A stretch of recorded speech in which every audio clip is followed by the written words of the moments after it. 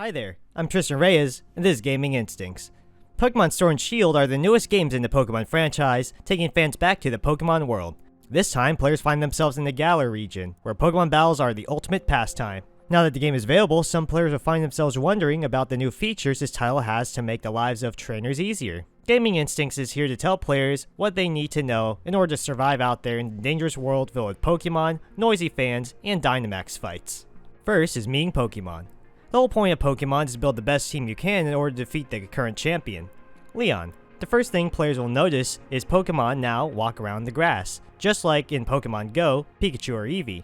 Now players can simply go up to the Pokemon in the grass and battle them. In addition, smaller Pokemon will notice the player and walk up to them on their own. Don't actively run at the players to fight, but will instead move in front of the player to wait for them to choose to leave or battle. On the other hand, bigger and stronger looking Pokemon will actively run at the player, and if they manage to touch the player, the game tells them that this Pokemon is strong looking. This tends to mean that the Pokemon is about double the player's level, so run away if a Pokemon seems to be stronger than the ones in the grass. In addition, players can whistle in order to get a Pokemon's attention, either to move them or single them out to battle. In the case of walking Pokemon, if they happen to be glowing, this means that they either have money or a currency called watts, which one can use to purchase items from various vendors in the wild area. Make sure to take these guys out whenever possible. In another note of interest, the Pokemon players can see walking around are not necessarily the only Pokemon one can catch in the grass itself. When an exclamation mark appears, run into it for a chance to spawn a rare Pokemon. As a final note, some Pokemon can blend in with the environment pretty well, so in going up to something that looks strange, be ready for a possible battle. The wild area is a large section of the Galar region in which trainers will see other players walking around, meet a wide variety of Pokemon, and camp out. The wild area is probably bigger than any other area in the game. It's so huge that there are separate zones in which players can seamlessly walk in order to catch rare Pokemon there. Camping and making curry. When the player pauses the game, they can create a campsite almost anywhere, which make for great resting spots in the wild area. In the wild area, players can place a campsite to lay down and play with their Pokemon.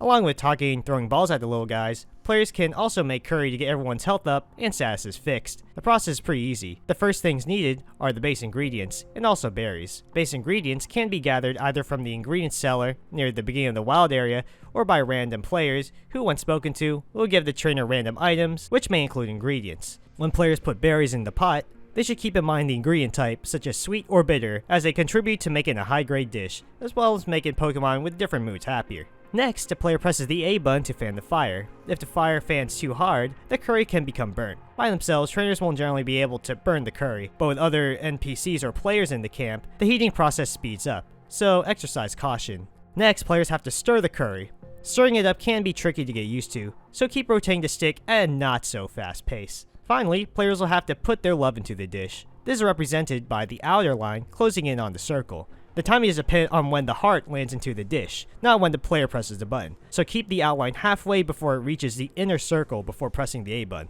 The dish is graded based on ingredients and how well the players cook the curry. It will then be placed in the curry decks, and the player's Pokemon will be fully healed and receive increased friendship with the trainer. Talk to players and NPCs.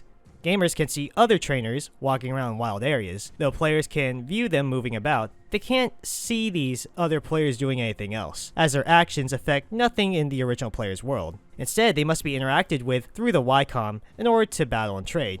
Otherwise, when a player walks up to another player's character, the other trainer greets the player and then might give them an item. These items are extremely useful, as these player NPCs will hand trainers things, from curry ingredients to a wide variety of special items, to sell for high prices, such as mushrooms or pearls. Other players aren't the only people to walk around the wild area. Trainers will sometimes see NPCs standing near the water areas. When talked to, these NPCs will ask the player to give them some watts in order to offload something they found. The amount of watts is cheap more often than not, and gatherable without much effort. When given the watts, the fisher will give the player some useful items to sell, such as pearls. Dynamax Raid Battles. Dynamax Raid Battles are both a fun and challenging way to level up a trainer's Pokemon party. Players can find Dynamax Raid Battles in dens throughout different parts of the wild area. A Dynamax Raid den can be seen across the map, as it is marked by a pink beam of light coming down and through it. If a den doesn't have a light but is still pink, that means that it doesn't have a raid ready, and will instead give players 100 watts as compensation. When the max raid battle is found, players are told the rank of the battle, shown a silhouette of the Pokemon, and can then choose a Pokemon from their box or party to send out. Next, they can choose to wait in a lobby to find 3 other players to join or go fight with a party of random NPCs instead. Other players can join max raid battles through the YCOM, so if nobody accepts, start with the NPCs. When the battle starts, a trainer will have the possibility to Dynamax right away.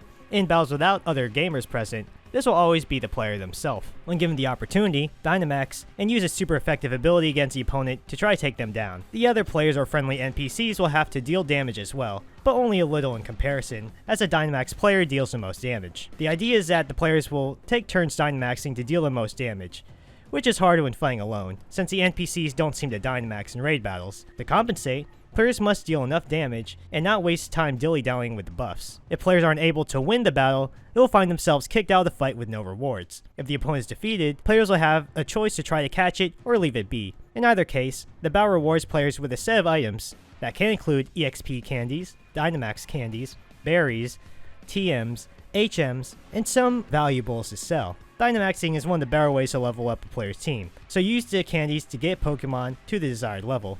Conclusion. This is everything that players need to know to get started in Pokemon Sword and Shield. Try to remain safe in the wild area, camp when needed, and capture all the Pokemon possible. This has been Gaming Instincts, and I'll see you soon. If you enjoyed the video, leave us a like, subscribe if you want, and make sure to check out our website over at gaminginstincts.com for more gaming content from an unbiased perspective.